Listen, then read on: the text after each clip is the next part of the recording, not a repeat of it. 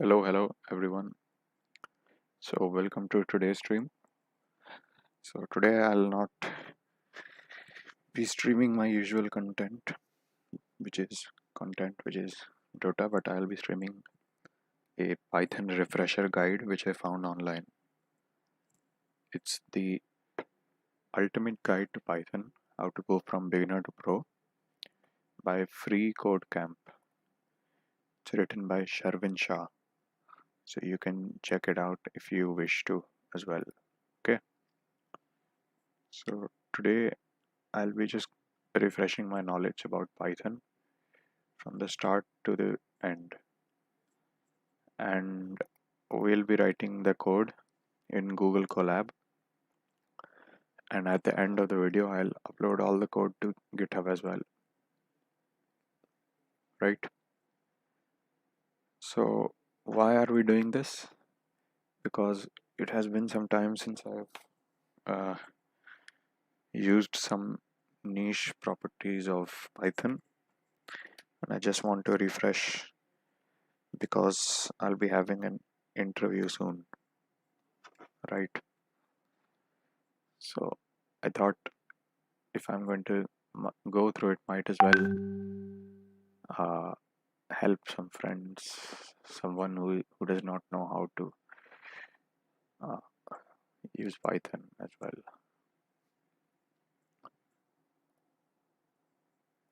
Right? Okay. So let's go through the guide right now. Ultimate guide to Python from beginner to intermediate to pro. So what is his definition of beginner? Someone who does not have any knowledge of the language. I put myself between intermediate and pro. His pro is something which is uh, more well versed with Python and uses some of the properties which I'll be showing later on, right? So these are the topics which we'll be covering today, and we'll be using Python 3. If you have an interest in data science, web development, robotics, or IoT, you must learn Python. So I used to work in web development, and I used Django framework, which is based on Python for backend servers.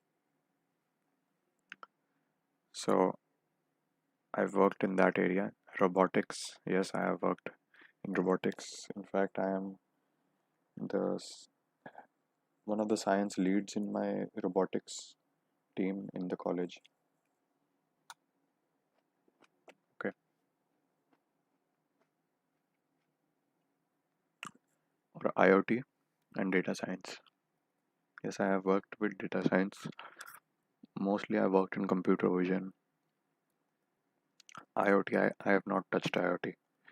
You must learn Python. Python has become the fastest growing programming language due to its heavy usage and wide range of applications. Okay. For a beginner or person from non-tech, Python learning Python is a good choice. Syntax is like talking and writing plain English. Yes. Consider the syntax which shows its resemblance to English language. Print, brackets, hello folks. So this is the argument. Print is the function. You send argument to function to get some work done. This function will print these words in the command box. We will use Python 3 in this tutorial as it's most widely used. Most of Python frameworks and libraries support this version. Okay.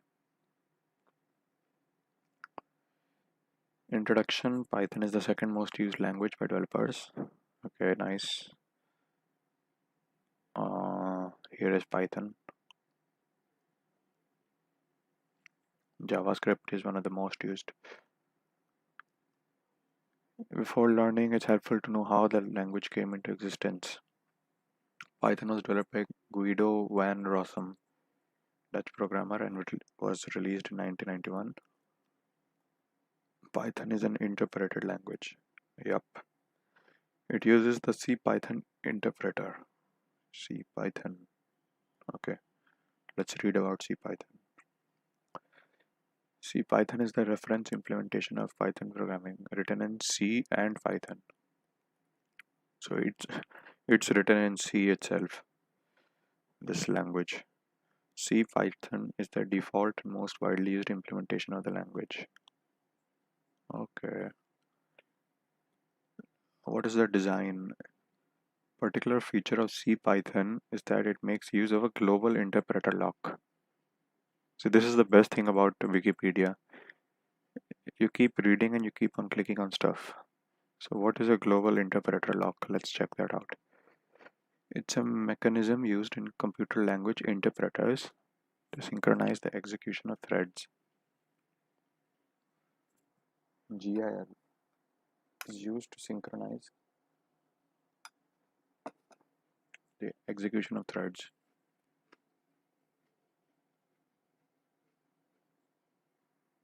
So that only one native thread can execute at a time. An interpreter that uses GIL always allows exactly one thread to execute at a time.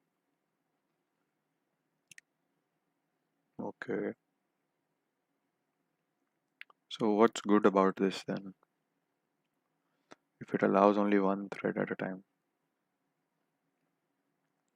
even if run on a multi-core processor. Some popular interpreters that have GIL are C, Python, and Ruby. Okay.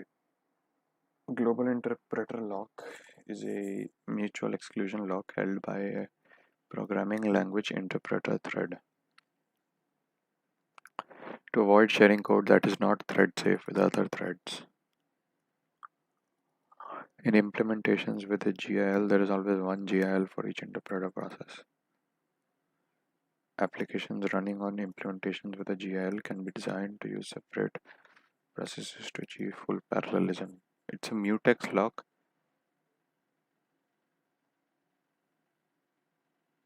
The requirement is that one thread of execution never enters its critical section at the same time as another. Okay.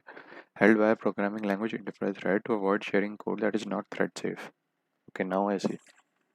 If you have some code which you do not want others to share, then you will use GIL. There is always one GIL for each interpreter process. Okay.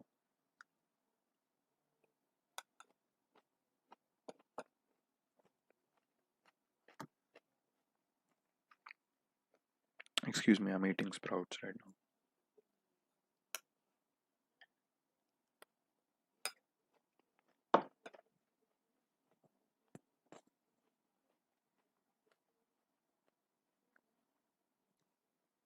Okay.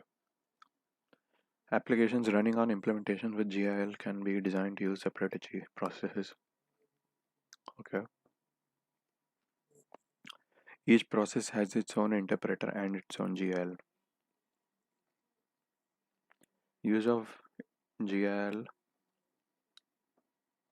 GI, lock GIL in a language effectively limits amount of parallelism reachable through concurrency of a single interpreter process with multiple threads. If the process is almost purely made up of interpreted code and does not make calls outside the interpreter which blocks for long periods of time, there is likely to be very little increase in speed. Let's read that again. If the process is almost purely made up of interpreter code and does not make calls outside the interpreter.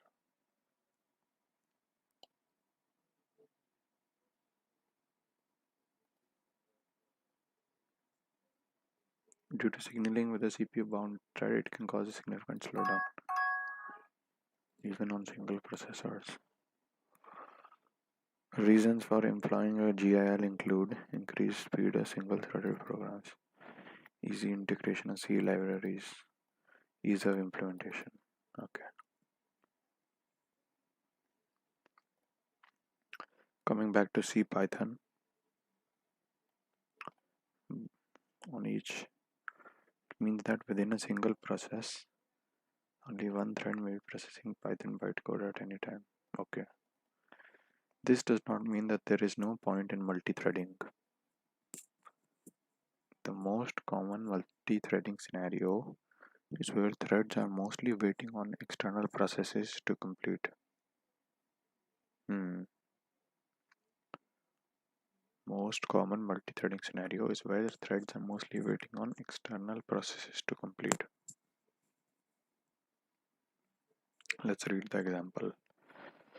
For example, imagine when three threads are servicing separate clients. One thread may be waiting for a client to reply. Okay,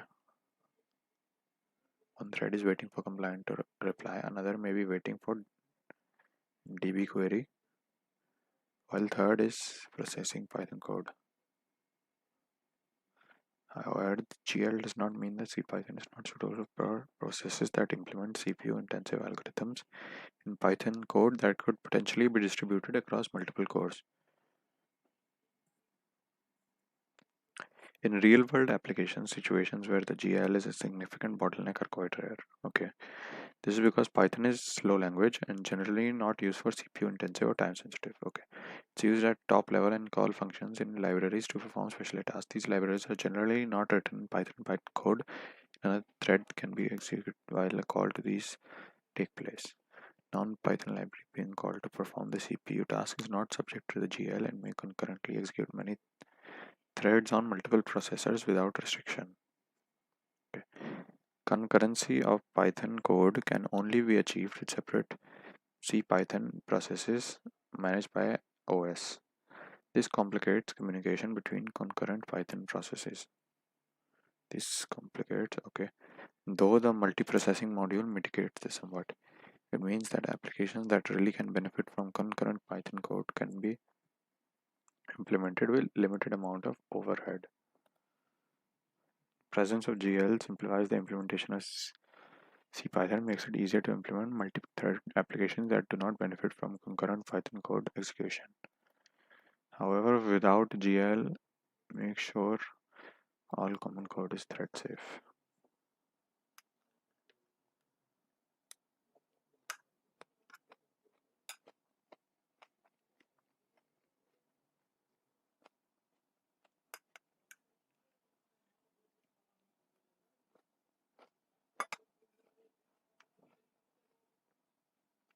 Okay, I think we understood this.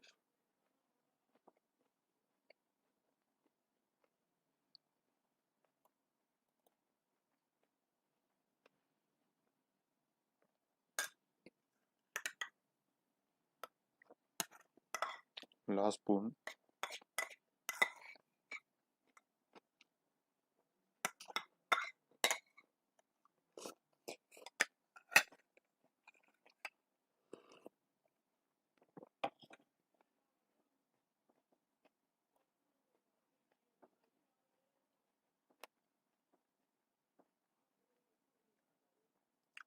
What is unladen swallow? Optimization branch of CPython.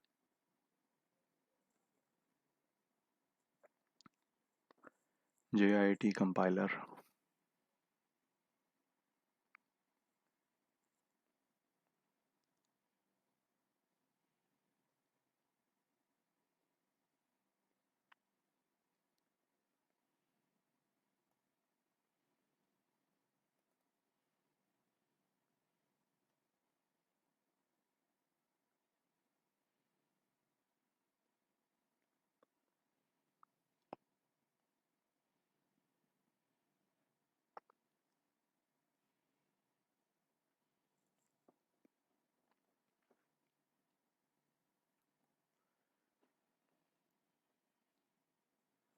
'cpickle module.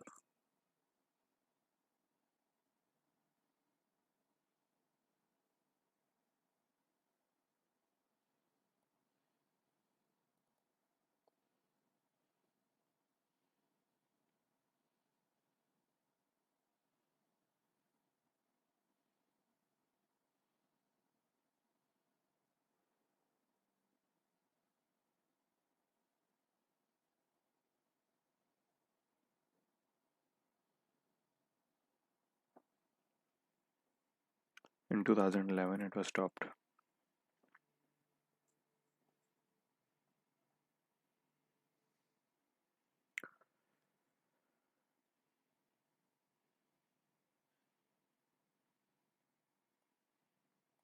Jython PyPy.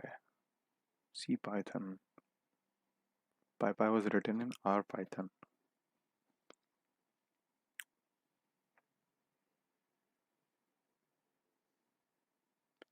PyPy is JIT compiler and runs faster than C Python. Okay.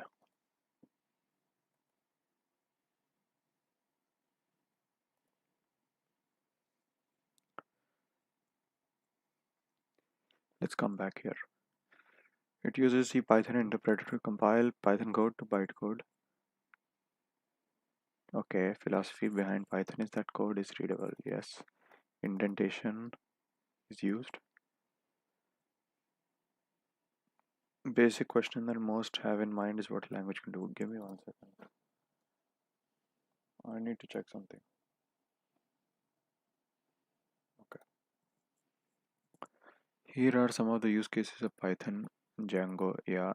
PyTorch, TensorFlow, nice. Matplotlib, beautiful soup, embedded development. Okay. Is installing it. Python comes bundled with most operating systems nowadays. So we'll be using Google Colab.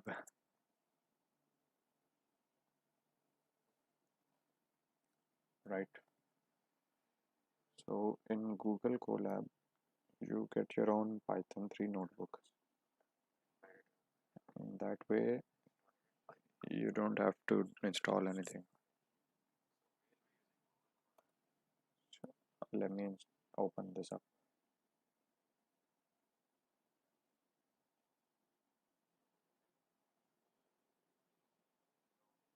So let's make a new notebook.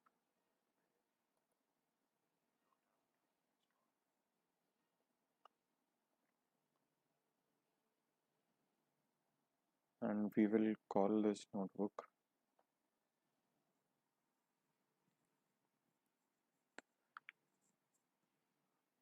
we will call it Python refresher. Okay,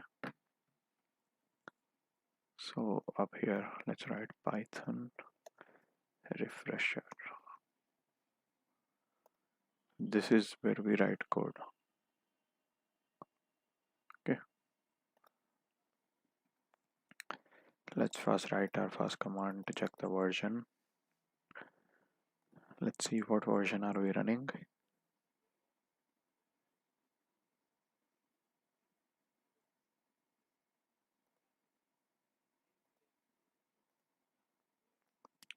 This is a terminal command, right? We wrote it in our Python code, so it will not work. So where is the terminal?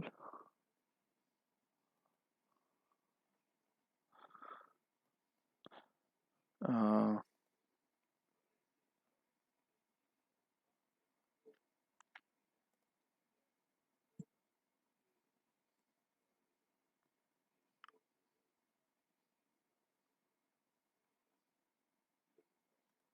is there any option of terminal? Table of contents section, new section? No. Delete.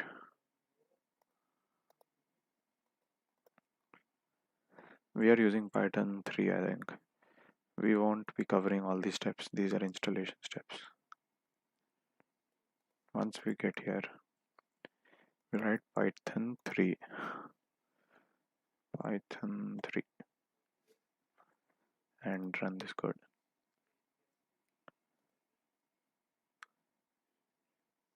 Wait.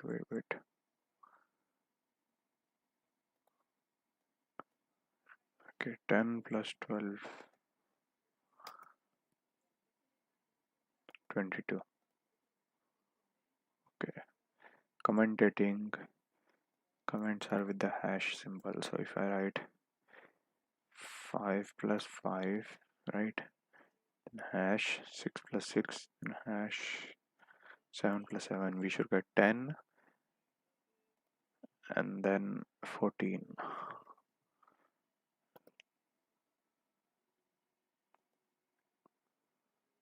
There's only one thing here.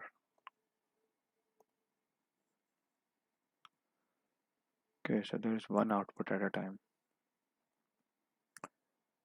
When you add the above syntax, everything after hash is not executed.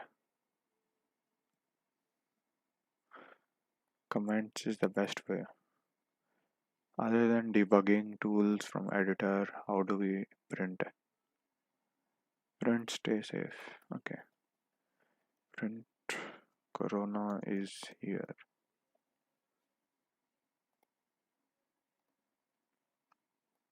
Corona is here. Indentation. Okay. We will use tabs, not spaces.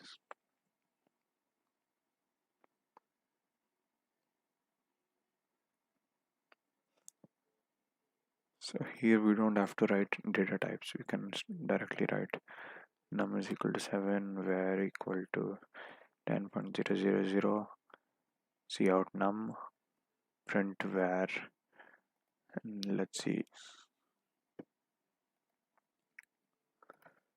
If I write print num, then I get both. Then if I write var plus var 17, right? If I put a comma, then you can write the two of them. If I put a space, then it puts a space. Okay.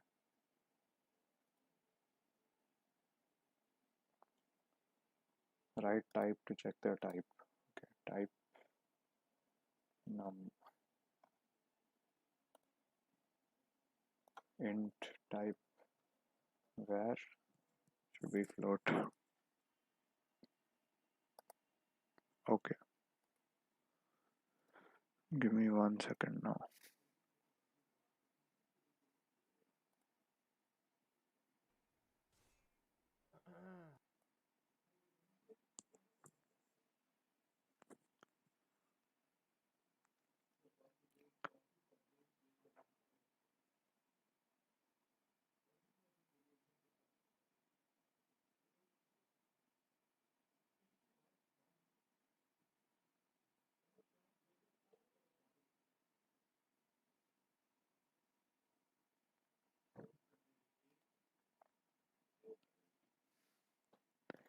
Okay,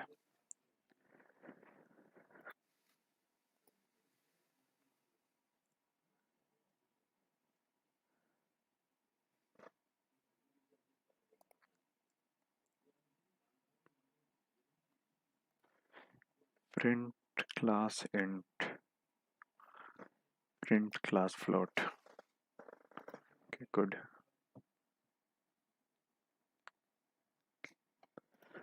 Next, strings.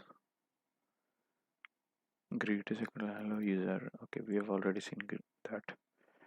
True, false. Yes, we can assign true and false.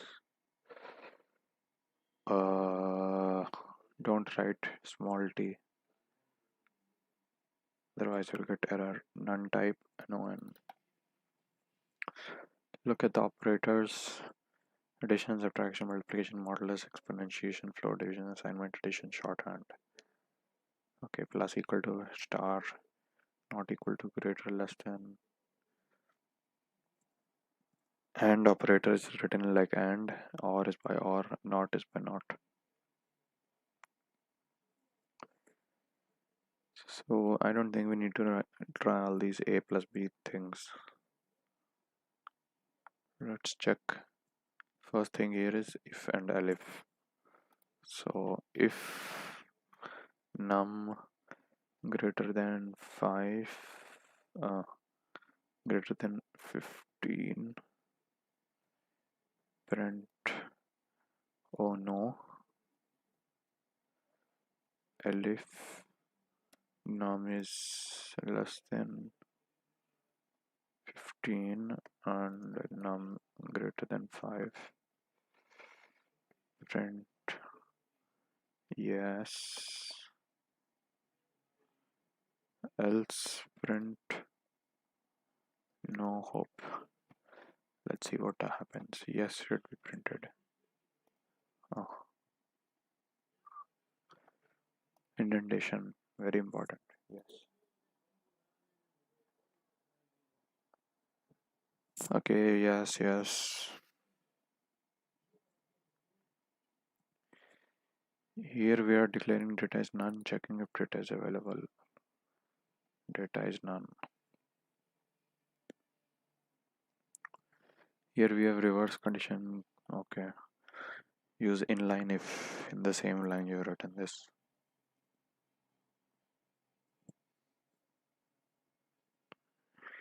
Inline if condition rest. Okay. Nested if. Okay, this is basic stuff. For loops for I in range 3 by default starting point is 0. Yeah. Can also specify range in this way, range 1 to 3. Okay. For I in range 0 to 3, so it's 1, 2, 3, 4, 5, 6.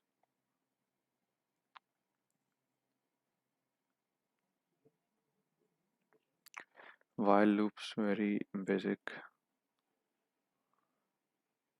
User input. You write input.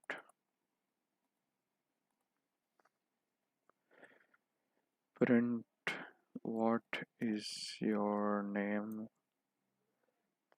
Right, I'll take this as input.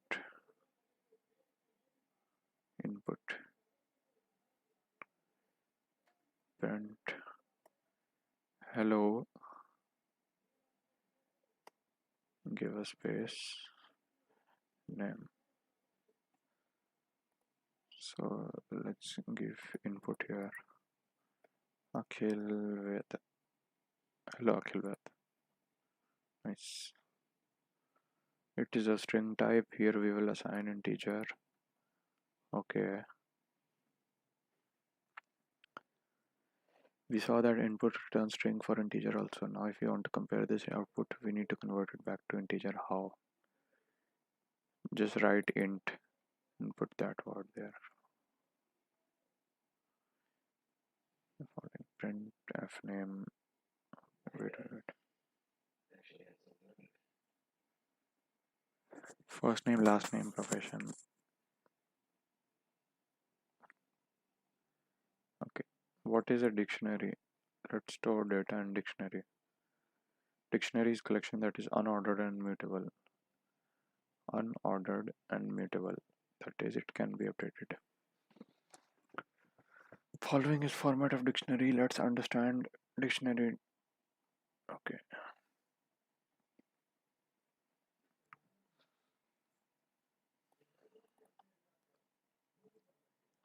So if I want to make a dictionary YouTuber, right? Name is, let's check it again. Name colon Akhil, channel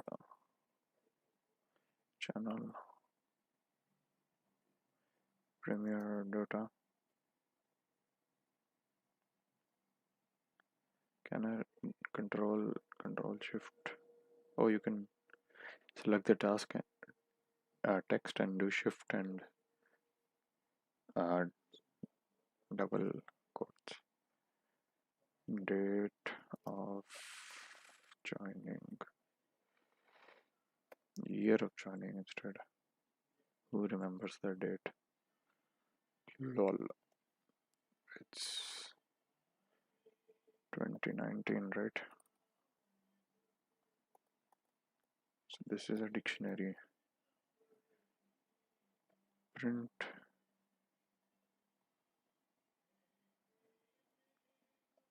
YouTuber.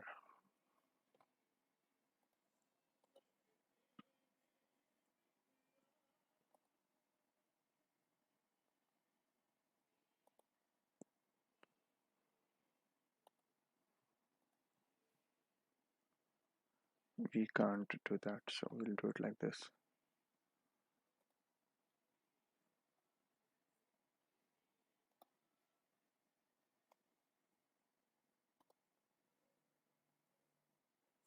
Invalid syntax. Okay, so I forgot to put commas.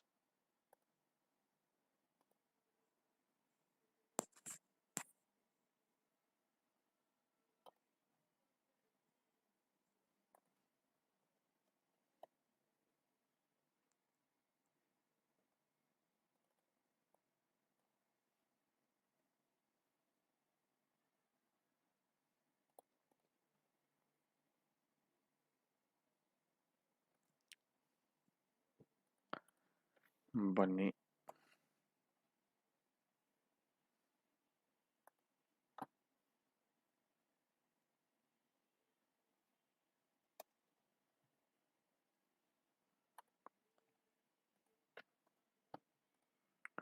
Okay, we can use dot get function. So let's do YouTuber dot get name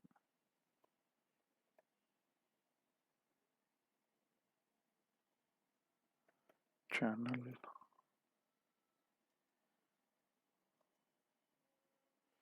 is his channel. Let's run this code. Randy.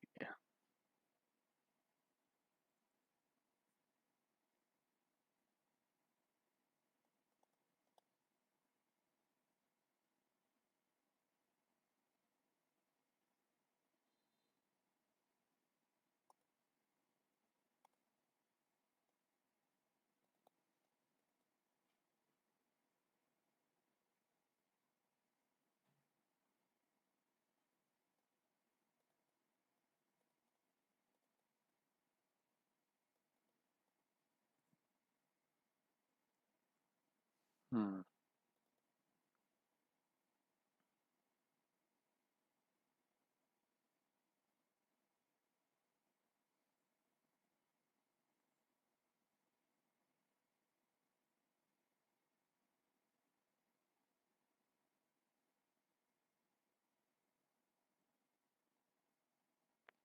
So method 2 is better, get function. Because if we use the wrong key, it sets value to none. I prefer method 1 though.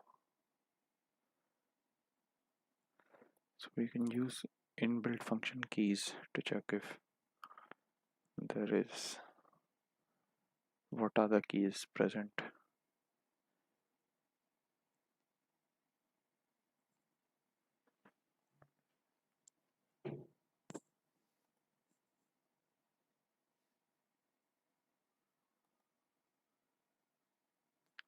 How to update value of existing key.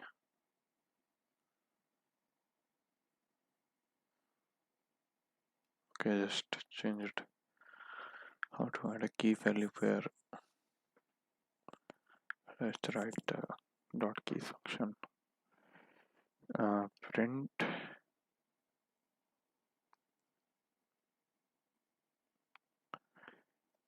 YouTuber dot keys.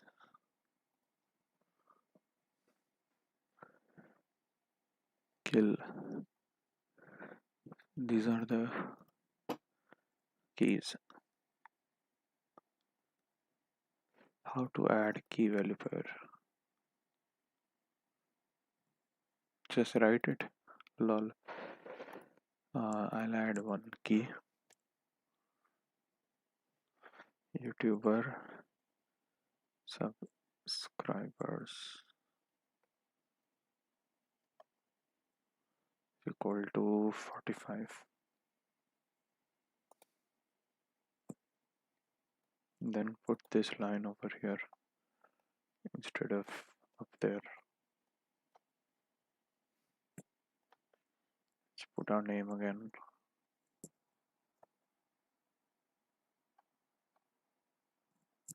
Nothing happened.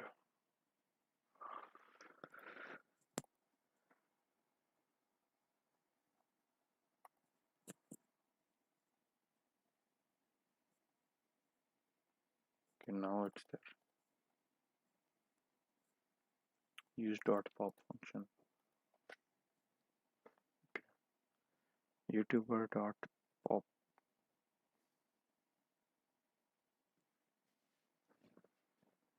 I don't want to pop anything right now.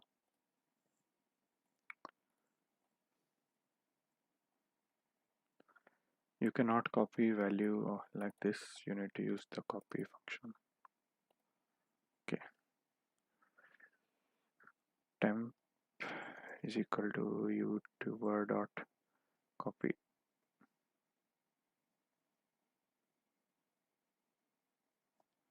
Right. I'll pop from temp.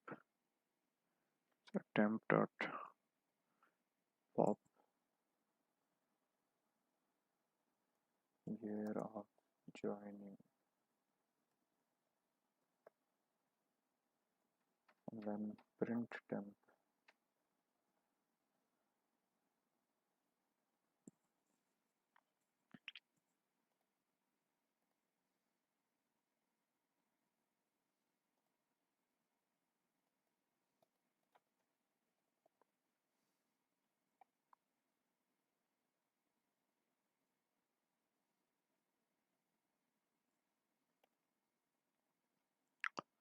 Again, let's make a new section.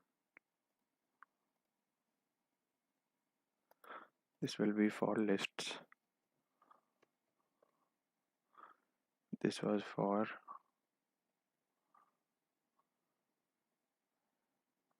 dictionary, right?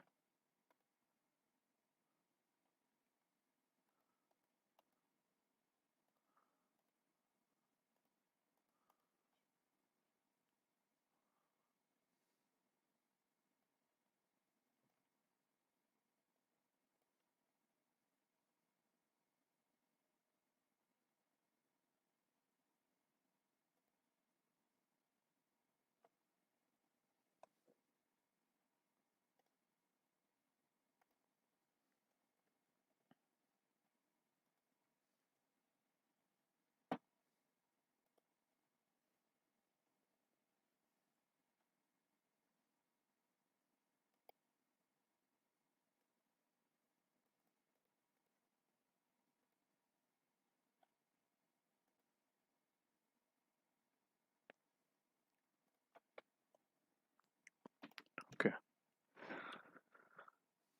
Imagine you have a bunch of data not labeled. Each piece doesn't have a key that defines it.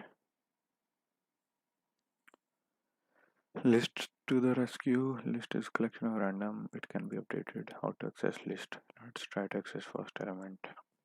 First, let's make a list. The list is just equal to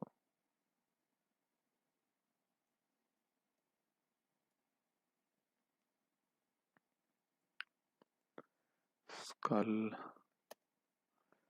25 15.00 found by Akhil. Just print just one.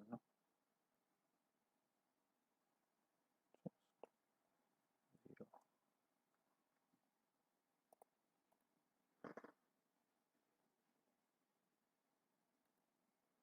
Okay, it starts with 0.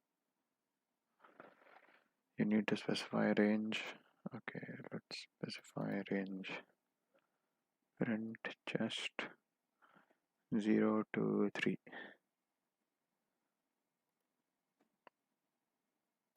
0 to 3. Add by appending. So just not append. Let's append weight in kilograms. 95 kg.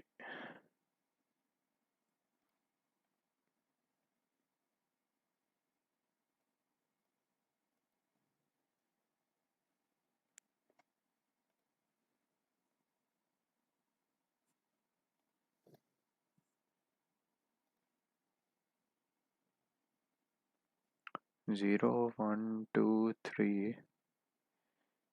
So this is okay. This is 1 equal to 1.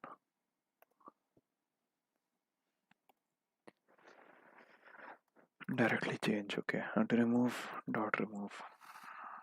Hmm. Loop like this. So instead of writing this for I in just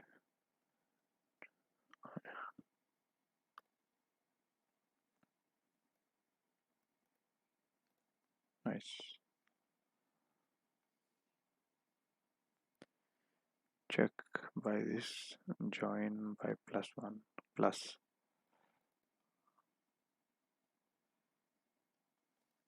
Okay, tuples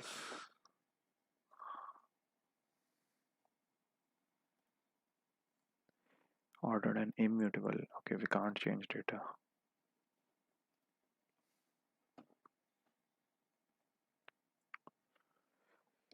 Uh,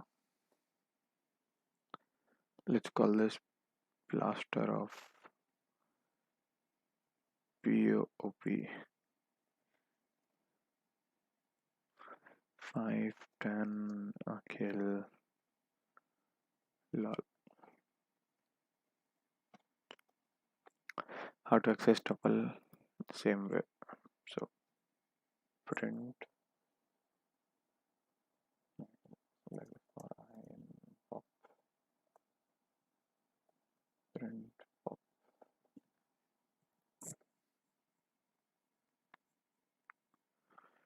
So if we write it like this, everything is printed 4 times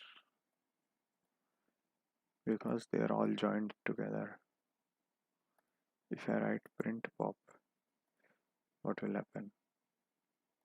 Okay, if I write print pop I in pop, actually I had to write I here. Now it will work. Can we change in your right? You cannot change. Let's do it once. Pop 0 equal to 1. Tuple does not support item assignment. Okay. Convert it to list. Outdated value as list is mutable. Convert again to tuple. Oh, okay.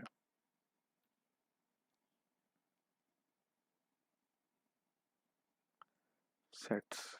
Next. Sets.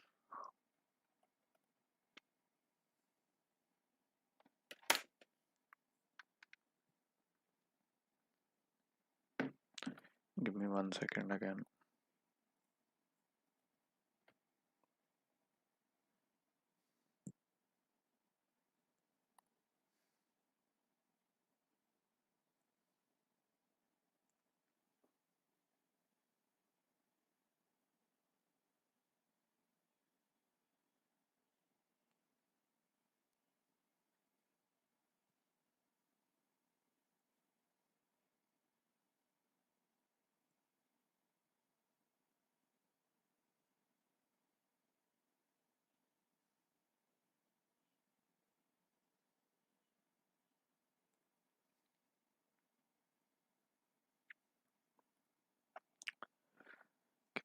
This is small break for me. My throat is very dry.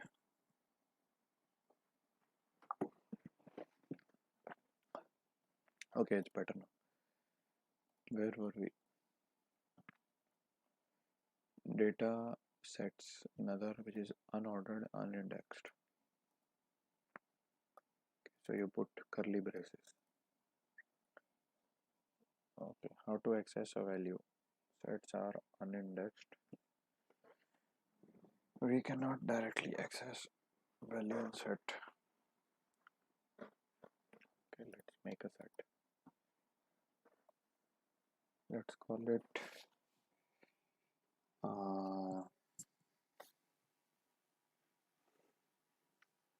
let's call it pi pi.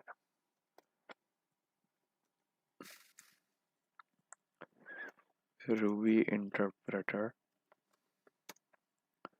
2010 This is a random number, okay. Linus, made for Linux. Then print Python. Okay. How to change a value? You cannot change. You can add by add. How to check length? Use len. How to remove. Okay. Functions. So we know how to make functions. I will not cover this part. It is very easy.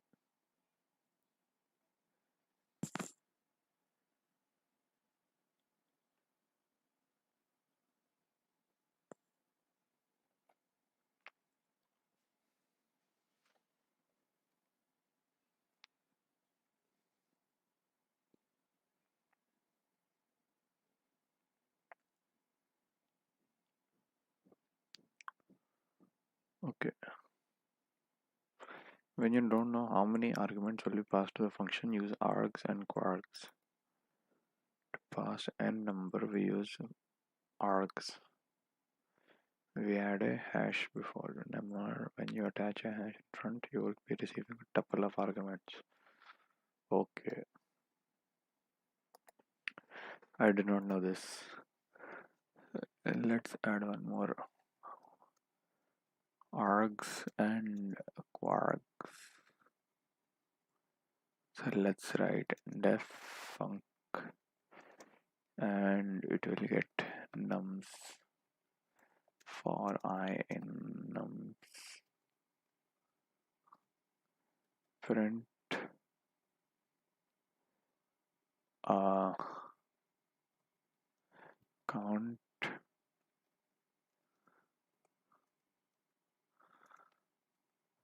I count equal to 0 count plus plus and then func. Let's send it 1 2 3 4 5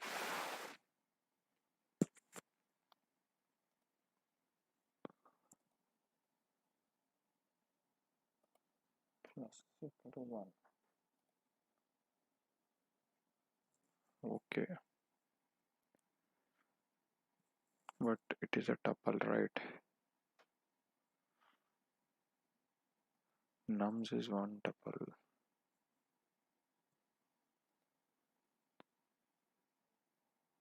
So if I write nums like this, it is wrong. Tuple indices, where is tuple? Print I. It went each like this. So when I write I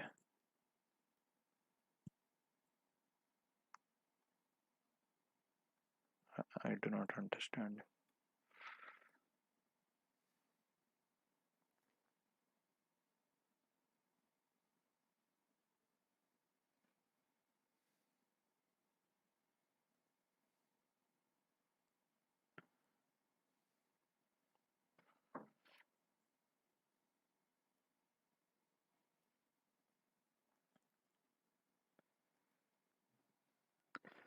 Temp equal to nums dot copy temp tuple attribute has no copy. Okay, bro. So apparently we can't do it like this.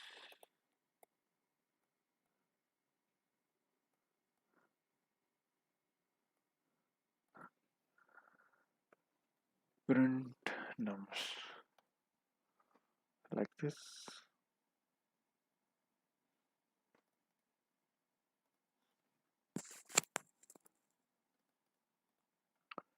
Keyword arguments, we don't know order.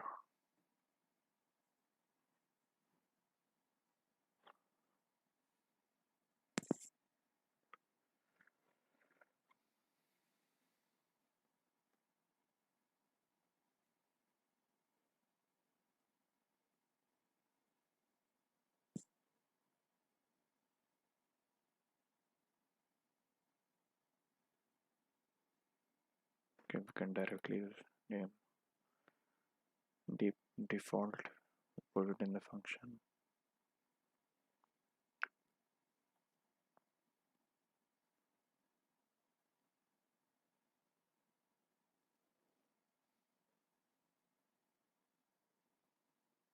Quarks. You will be receiving dictionary of arguments.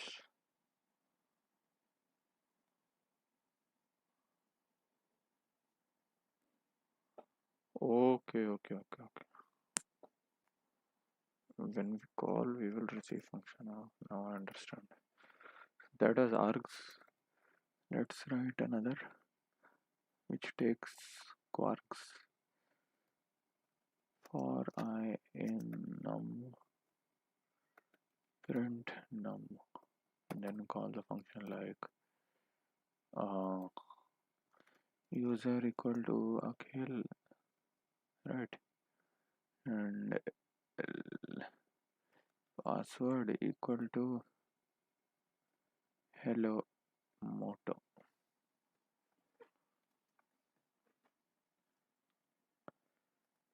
User equal to is not how you write it. You write user and then semicolon up.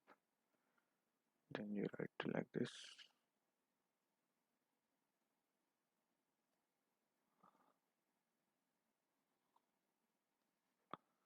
This must be the method to write. Function takes zero positional argument. Okay. Wait, I wrote it like that. This is not right.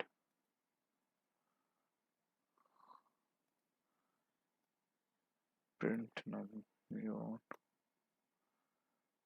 print num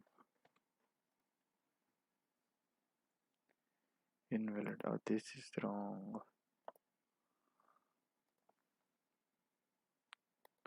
Yes, now it's fine.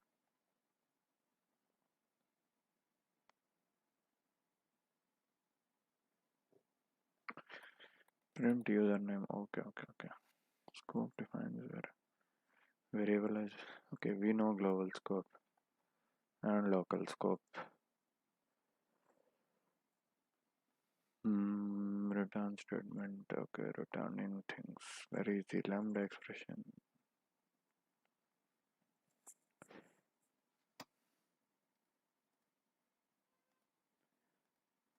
Give me 1 second again.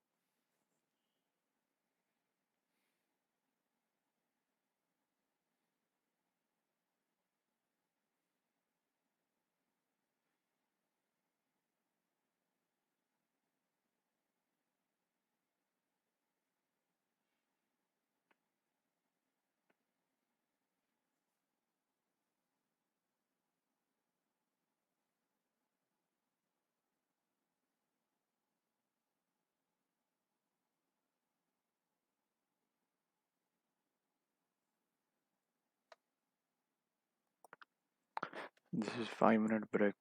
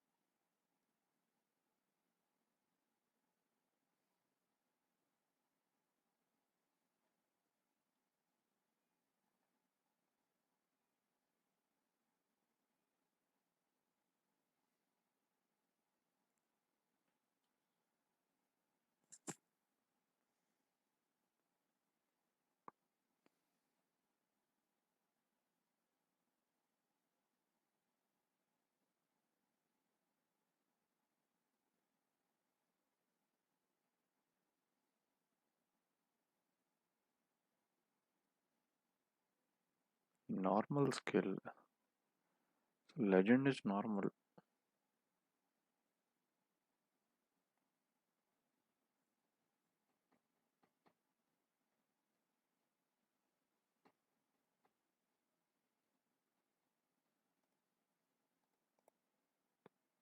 Okay, okay, let's come back. Consider situation where you don't want to perform much computation in function, writing full-fledged. For this we use a lambda expression. It is anonymous function.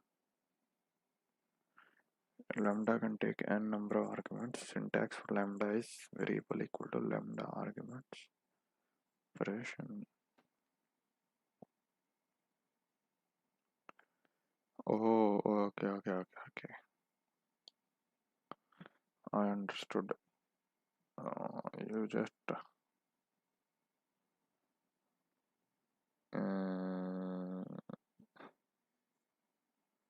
x5.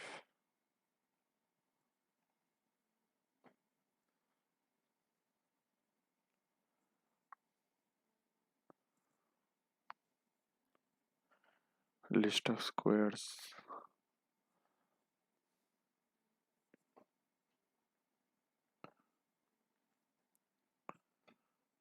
So we can write, what is this x star star 2? X star 2. I do not see this operator. Let me check operator list once again.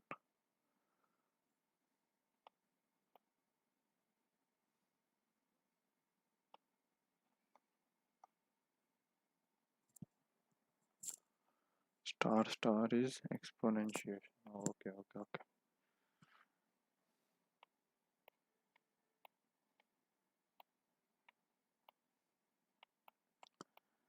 So he is saying we can write like this, range 10. It is a map.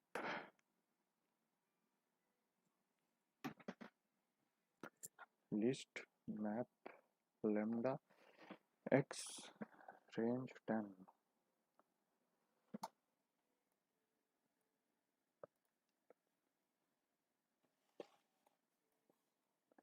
Add one more lambda.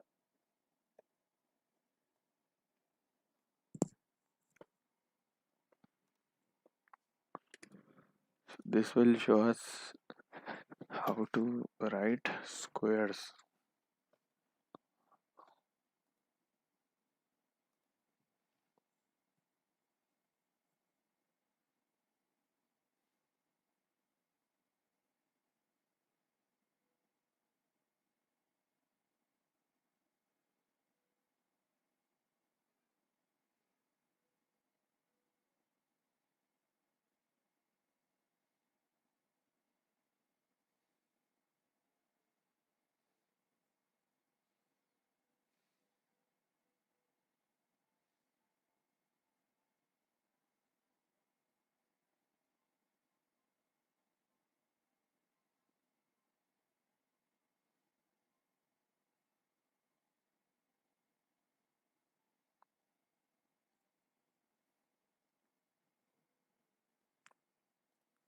Okay,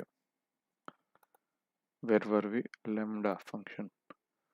List map. So this will make map. Inside the map,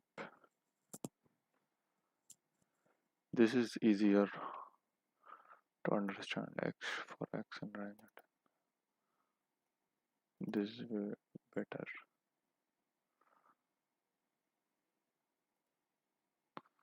What about when we have condition where we want a set of two numbers that are the same?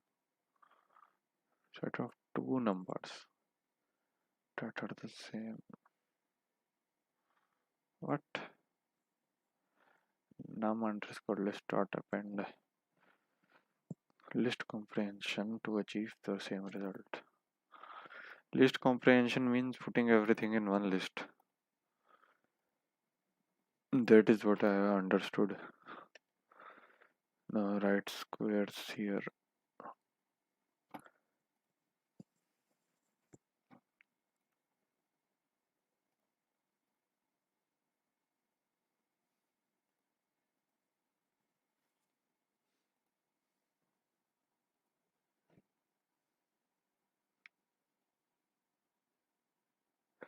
Python is multi-paradigm programming. OOP concepts. Python uses different approaches to solve problem. One of the program is procedural or functional programming. It structures the code like a recipe. We can create classes and objects. Yes, yes.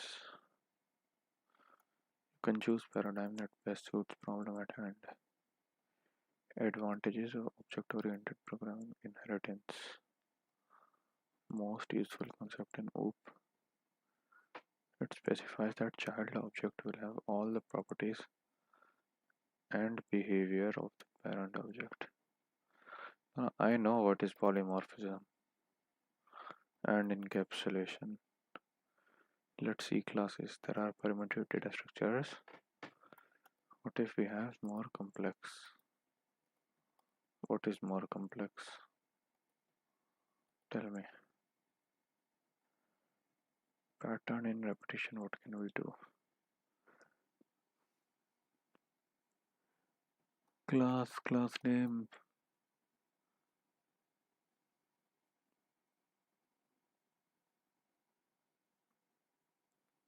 Methods depend on objects. One is engine, one is wheel. Def engine, car dot engine.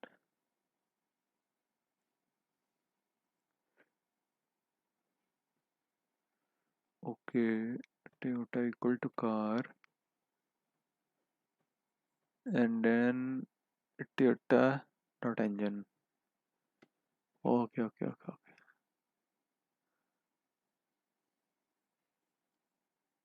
Init is the constructor method used to initialize data.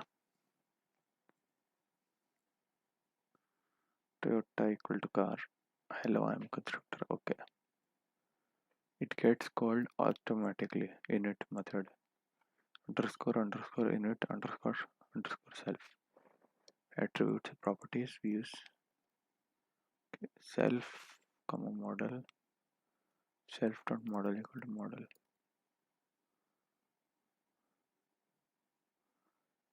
Let us look at example of car.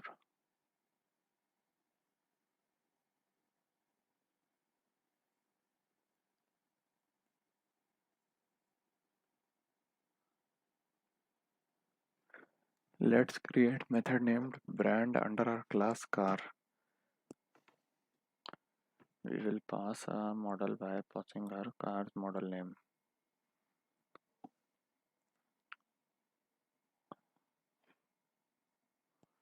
This is very easy. Car dot brand. Inheritance, how we inherit. Class vehicle. This is base class. Okay. Now create child class car. It is okay. Let's make one of our own.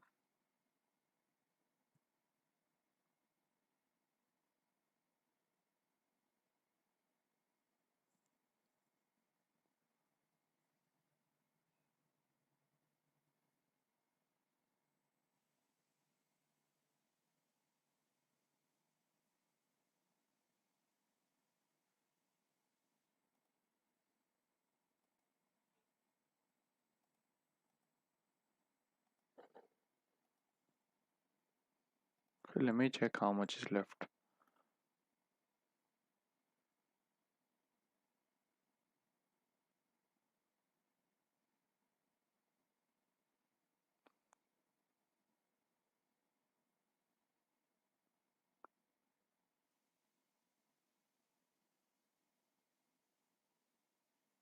Okay, we will cover the later area in other video after this inheritance part.